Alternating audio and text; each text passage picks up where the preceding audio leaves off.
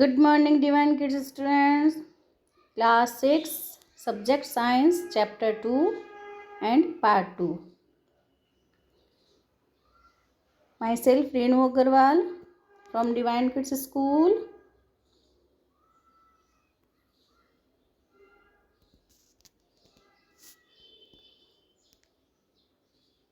Our second chapter is Continue, जिसमें आप food के आज डिफरेंट आइटम कंटेन के बारे में पढ़ेंगे. What do different food atom contain, कि अलग अलग जो फूड होते हैं तो उनके आइटम कंटेन कहाँ से होते हैं और उसके अंदर कौन कौन से कंपोनेंट्स भी पाए जाते हैं और उन कंपोनेंट्स को हम टेस्ट कैसे करेंगे, वो एक्टिविटी या उस एक्टिविटी के बारे में हम इस क्लास में पढ़ेंगे और समझेंगे.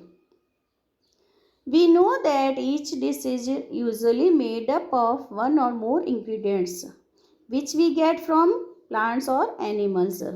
आप जैसे हम जानते हैं कि हर डिश अलग अलग प्रकार के पदार्थों से मिलके, सामग्री से मिलके बनी होती है, जो कि हम पौधे और एनिमल से प्राप्त करते हैं. These ingredients contain some components that are needed by our body. तो ये जो इंग्रेडिएंट्स सामग्री होती है, तो ये इसके कंटेंट जो होते हैं उसके अंदर उस कंटेंट में भी अलग अलग कंपोनेंट्स पाए जाते हैं जो कि हमारी बॉडी के लिए बहुत ज़रूरी होते हैं. These components are called nutrients. इसके बारे में आपको मैंने लेसन नंबर फर्स्ट में टोटली ब्रीफली एक्सप्लेन किया था. The major nutrients in our food are named. जो अधिकतर रूप में हमारे अधिक मात्रा में कंपोनेंट्स जो हमारे फूड में पाए जाते हैं उनके नेम हैं कार्बोहाइड्रेट्स, प्रोटीन्स. ये क्या है, इनके नेम है न्यूट्रिएंट्स के जो हमारे फूड में अवेलेबल होते हैं. Fats, vitamins and minerals. जो मेजर न्यूट्रिएंट्स होते हैं mainly carbohydrates, protein, fat means वसा, विटामिन एंड विटामिन जैसे vitamin 1, vitamin 2, vitamin B12, vitamin E etcetera and minerals. In addition, food contains dietary fibers and water which are also needed by our body. ये जो fibres होते हैं, जो पचाने लायक fibres होते हैं जो कि इन कंपोनेंट्स में होते हैं और ये हमारे फूड कंटेंट्स में पाए जाते हैं. फूड कंटेंट्स में जो जो चीज़ें हम खाते हैं जैसे दाल, चावल, रोटी, स्वीट्स या कुछ नमकीन आइटम्स, तो ये हमारी बॉडी के लिए बहुत ज़रूरी होते हैं. Do all foods contain all these nutrients. क्या सारे फूड कंटेंट्स में ये सारे न्यूट्रिएंट्स अवेलेबल होते हैं क्या? With some simple methods we can test whether cooked food or a raw ingredients contains one or more of these nutrients. The tests for presence of carbohydrates, proteins and fat and are simpler to do as compared to the tests for other nutrients.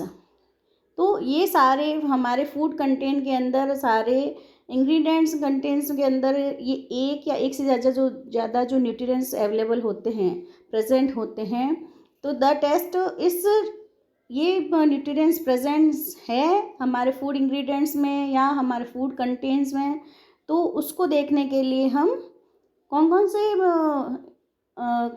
Components carbohydrate, protein and fat, इन सबको देखने के लिए हम simple से क्या करेंगे, test करेंगे. टेस्ट मतलब हम एक्टिविटी करेंगे जिसके अंदर हम आयोडीन यूज़ लेंगे या कास्टिक सोडा यूज़ लेंगे.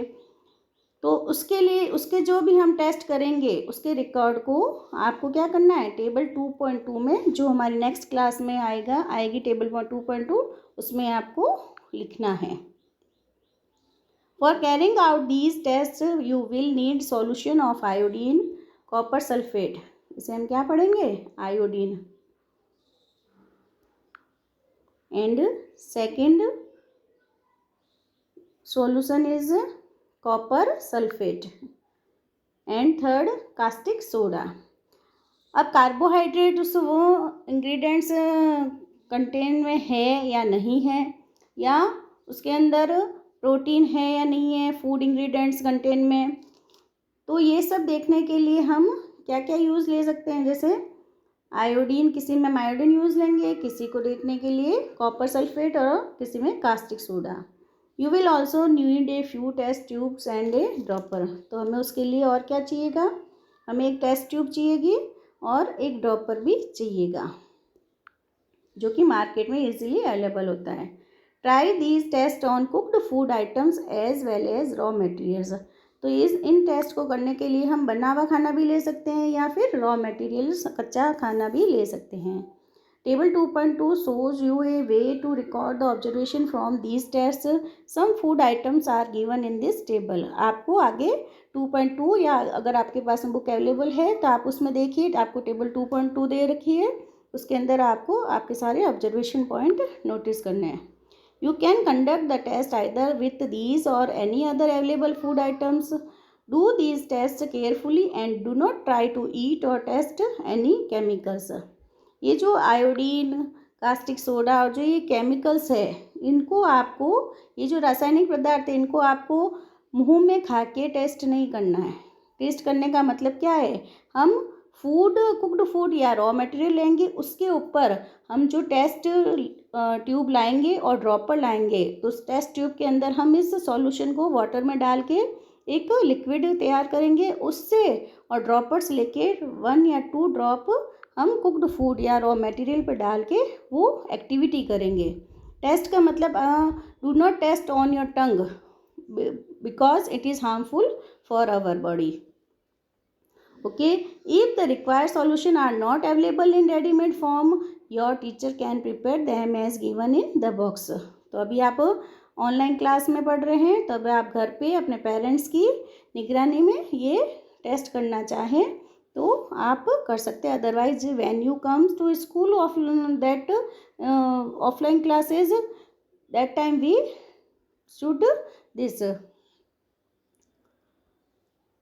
Let us begin by testing different food items to see if they contain carbohydrates. देखिए, अब हम यहाँ पे एक देखते हैं, एक फूड आइटम के अंदर कार्बोहाइड्रेट प्रेजेंट है या नहीं है, उसके लिए हम एक एक्टिविटी करते हैं। There are many types of carbohydrates. Carbohydrates भी बहुत प्रकार के होते हैं। The main carbohydrates found in our food are in the form of starch and sugars. Main तो हमारे फूड के अंदर जो कार्बोहाइड्रेट होता है वो स्टार्च के रूप में होता है या फिर शुगर के रूप में होता है। इट मीन्स जो शुगर, मीठी चीज़ें होती हैं, उनके अंदर मोस्टली कार्बोहाइड्रेट कंपोनेंट प्रेजेंट होता है। और स्टार्च का मतलब होता है जैसे जो आप, जिसको आप कलर भी कह सकते हैं, जैसे कि आलू में मोस्ट ऑफ स्टार्च होता है। तो we can easily test if a food item contains starch. अगर जिस फूड कंटेन में स्टार्च अवेलेबल होता है तो उसके अंदर हम कौन सा कंपोनेंट टेस्ट कर सकते हैं, कार्बोहाइड्रेट।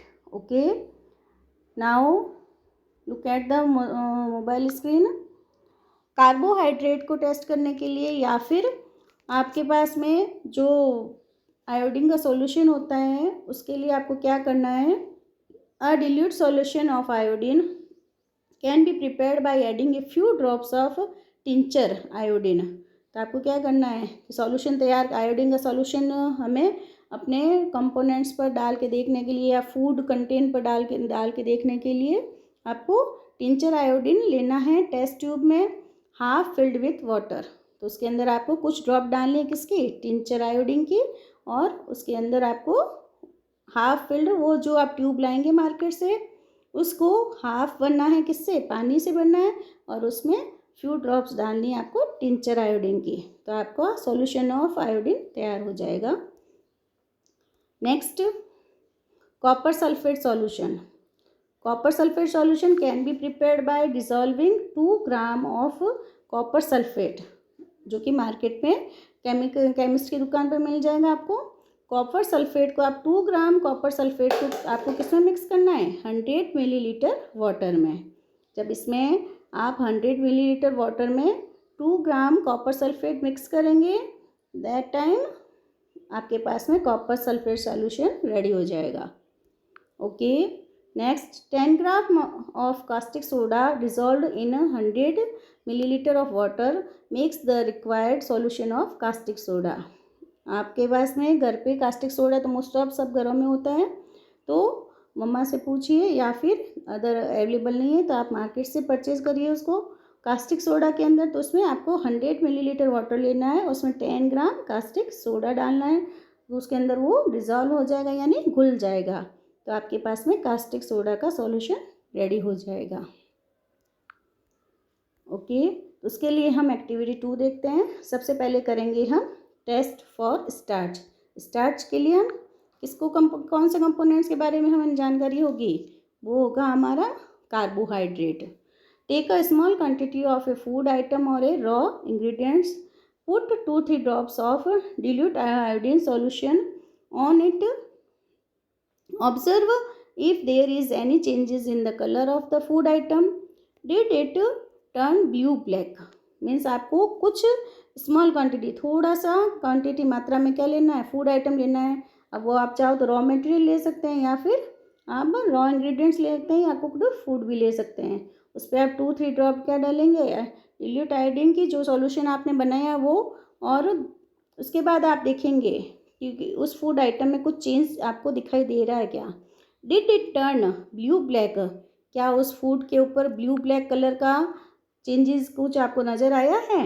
इसमें देखिए आपको यहाँ पर 2 स्टूडेंट्स हैं जो कि जिन्होंने पोटैटो लिया है और उसके ऊपर डिल्यूट आयोडीन सॉल्यूशन की 2 ड्रॉप्स डाली है।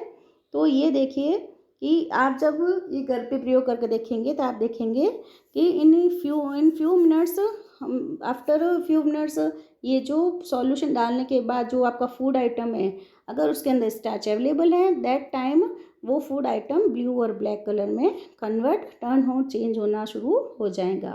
तो ये किसके बारे में सीखा आपने, testing for starch. A blue black color indicates that it contains starch। Blue black colour अगर चेंज हो रहा है, फूड आइटम का कलर ब्लू ब्लैक हो रहा है, चाहे वो कोई भी कलर का फूड था, रेड था या येलो था, लेकिन अगर वो आयोडीन सॉल्यूशन डालने के बाद में ब्लू ब्लैक कलर में चेंज हो रहा है, दैट मीन्स उसके अंदर उस फूड में क्या अवेलेबल है, क्या है, कौन starch. Repeat this test with other food item to find out which of these contain starch. तो आप इसी तरीके से ये प्रयोग दूसरे खाने के साथ भी कर सकते हैं। Enter your observation in table 2.2। तो अगर आप किसी दूसरे फूड के साथ इसको करते हैं तो उस सारे जो चेंजेस होते हैं उसे देखिए, ऑब्जर्व कीजिए और उसे टेबल 2.2 में लिखिए। Okay, it is enough for your today's class. Now आपका आज का होमवर्क है, आपको ये जो लेसन का पार्ट 2 है उसे आपको बुक रीडिंग करना है। देन आपके लिए ये लेसन समझना इजी गोइंग हो जाएगा। तो जब आप ये बुक रीडिंग बार बार करेंगे, किसी भी लेसन के बारे में आप स्टडी अच्छे से करेंगे, तो आगे का जो पोर्शन होगा, आगे का जो हमारा लेसन का बचा हुआ भाग है, उसको आपको समझने में इजी गोइंग रहेगा। So today's homework is only for book reading और lesson number 2 part number 2। Good bye.